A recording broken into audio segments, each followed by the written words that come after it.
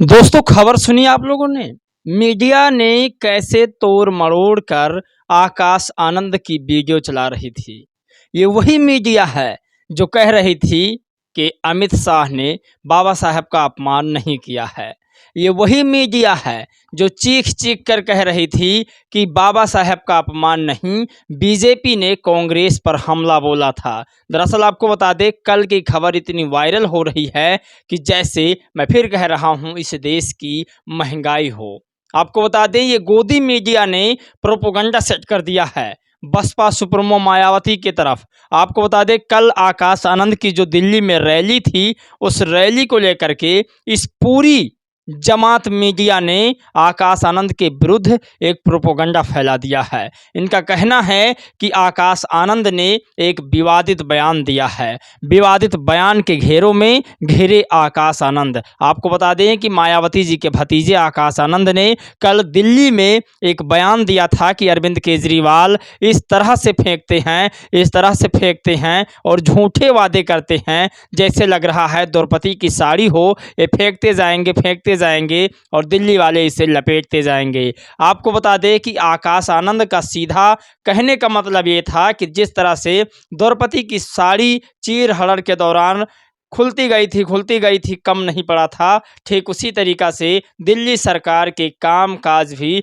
इसी तरीक़ा से नज़र आ रहे हैं। सिर्फ वादों में हैं, बाकी सारे चीज़ झूठे हैं।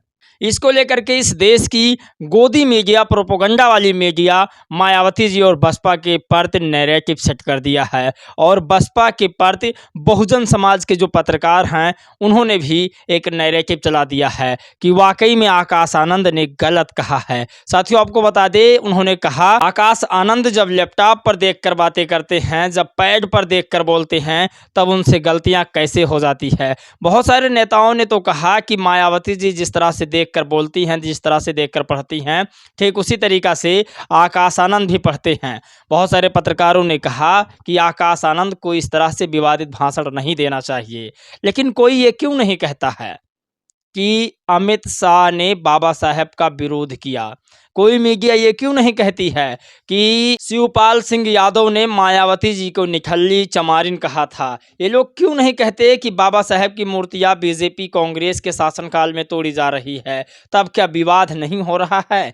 अगर बसपा के नेताओं ने सरकार के ऊपर हमला बोल दिया हो, जो प्रेजेंट टाइम की सरकार हो, दिल्ली में चाहे आम आदमी पार्टी की सरकार हो, देश में चाहे बीजेपी की सरकार हो, अगर इन पर हमला बोल देती है, तो ये जितने भी मनुवादी मीडिया हैं, गोदी मीडिया हैं, इनको लगता है कि अब बसपा आगे जा रही है, इसे रोक लेना चाहिए। सबसे बड़ी खबर है, आपको बता दें, आज तक वाले, एबीपी न्यूज़, न्यूज़ 24, दलित दस्तक। सोचिए, ये गोदी मीडिया के साथ साथ बहुजन मीडिया ने भी आकाश आनंद की खिंचाई करना शुरू कर दिया है।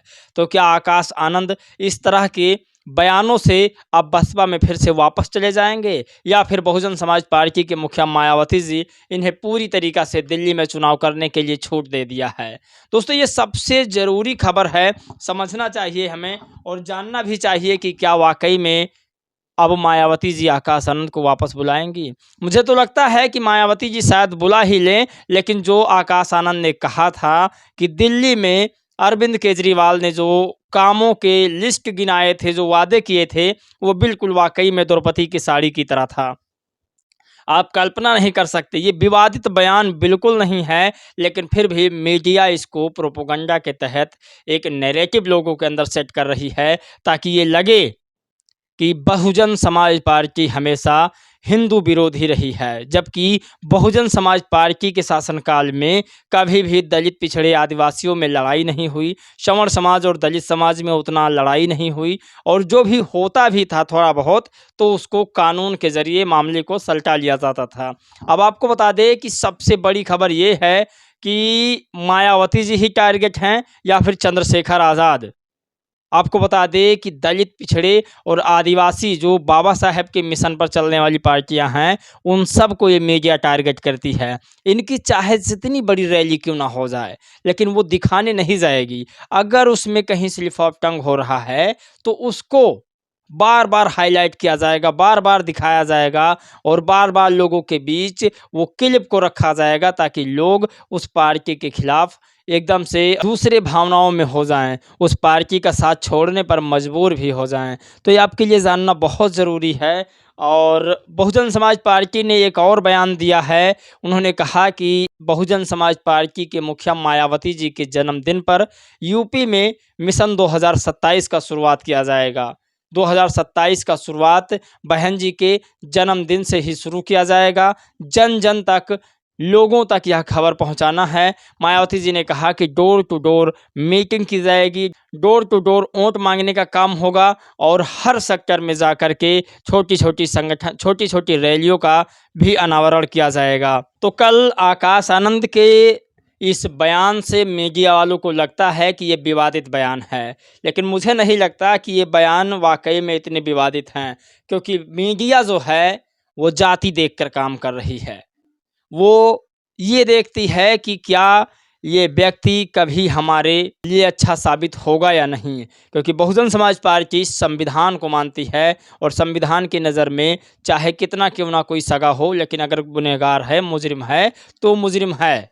दोस्तों, अगर हम बात दिल्ली की कर रहे हैं तो एक खबर इसमें और जोड़ेंगे। दिल्ली में जो चुनाव इस बार विधानसभा का हो रहा है, वहां पर कोई इंडिया गठबंधन चुनाव नहीं लड़ रही है। वहां पर एक दूसरे को चुनाव हराने के लिए लोग लड़ रहे हैं, क्योंकि वहां पर बसपा मजबूत है। आपको बता दें, दिल्ली में अरविंद केजरीवाल के खिलाफ कांग्रेस पार्टी ने कहा कि अरविंद केजरीवाल शीश महल बनवा रहे हैं। सोचिए, जब ये लोग यूपी में आएंगे चुनाव लड़ने के लिए, तब अरविंद केजरीवाल को कहेंगे वो संत हैं, उनके पास रहने के लिए घर नहीं है। लेकिन वही दिल्ली वासियों को बताने के लिए कांग्रेस पार्टी कह रही है कि शीश महल बनवा रहे हैं।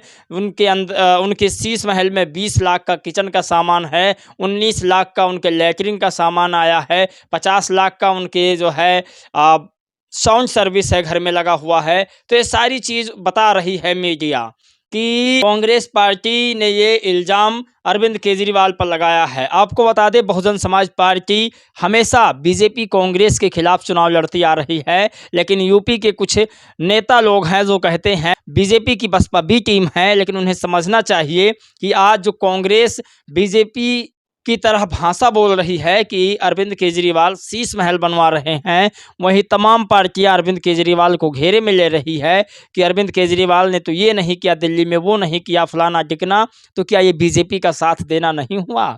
आपको बता दें, इस पर IBA न्यूज़ ने लिखा कि मोहे आई ना जग से लाज, मैं इतना जोर जोर से नाची, आज की घुंघरू टूट गए। भाजपा ने शीश महल शब्द इस्तेमाल किया, कांग्रेस भी हाँ में हाँ मिला रही है। क्या मायावती जी की बात सच है कि नागनाथ और सांपनाथ एक ही हैं? आज भी अंदर से मिली भगत है बहन जी, इसीलिए दूर थी इन दलों से। सोचिए, इंडिया गठबंधन में अरविंद केजरीवाल भी शामिल हैं, लेकिन दिल्ली में जब चुनाव हो रहा है तो कांग्रेस कोई कसर नहीं छोड़ना चाहती है इनको हराने में। आपको बता दें, दिल्ली से बाहर जब जाएंगे और अरविंद केजरीवाल वहां इंडिया गठबंधन से चुनाव लड़ेंगे, तब ये लोग कहेंगे कि दिल्ली के अरविंद केजरीवाल दूध के धुले हुए हैं। वहीं जब मैं फिर कह रहा हूं, बहन जी ने इसीलिए कहा नागनाथ और सांपनाथ। अरविंद केजरीवाल को बीजेपी ने कहा कि शीश महल बनवा रही है, कांग्रेस कहती है हाँ ये शीश महल ही है। आप कल्पना नहीं कर सकते, नागनाथ और सांपनाथ बिल्कुल। अब सोचिए, ये आकाश आनंद को केजरीवाल के बयानों में घेर लिया गया है। तमाम मीडिया कह रही है कि आकाश आनंद ने बहुत गलती कर दी। ये अनिल यादव हैं, आप देखिए, ये अनिल यादव हैं, ये कहते हैं कि मायावती जी की तरह आकाश आनंद भी देख कर भाषण देते हैं। आप कल्पना नहीं कर सकते। तो दलित होने के नाते भी आजकल दलित समाज के नेताओं को अपमानित होना पड़ रहा है। और आज दलित समाज के जो मीडिया वाले हैं, बहुजन समाज के अपने आप को जो अम्बेडकराइट कहते हैं, वो सारे लोग बिके हुए पत्रकार हैं। मैं फिर कह रहा हूँ, अगर नहीं है तो वो खुलकर आवाज़ उठाएं। क्यों नहीं सपोर्ट करते बाबा साहब का और बहुजन समाज पार्टी का? या फिर बहुजन समाज पार्टी छोड़ दीजिए, जो बाबा साहब को मानती है उन पार्टियों का सपोर्ट क्यों नहीं करते? जो नकली अम्बेडकरवाद का चोला पहनकर चलते हैं, उनकी मदद लोग क्यों करते हैं? अरविंद केजरीवाल को अम्बेडकराइट बताया जा रहा था। आप कल्पना नहीं कर सकते, 18,000 रुपये वेतन देने का काम कर रहे हैं अरविंद केजरीवाल उन पुजारियों को जो मंदिर में सिर्फ पूजा का काम करेंगे। किस एंगल से अम्बेडकरवादी हैं? आप लोग अपनी राय प्रतिक्रिया ज़रूर दीजिएगा। आपके सुझाव से ही आगे वीडियो बनाने में सहूलियत मिलती है। जय भीम, नमो बुद्धाय।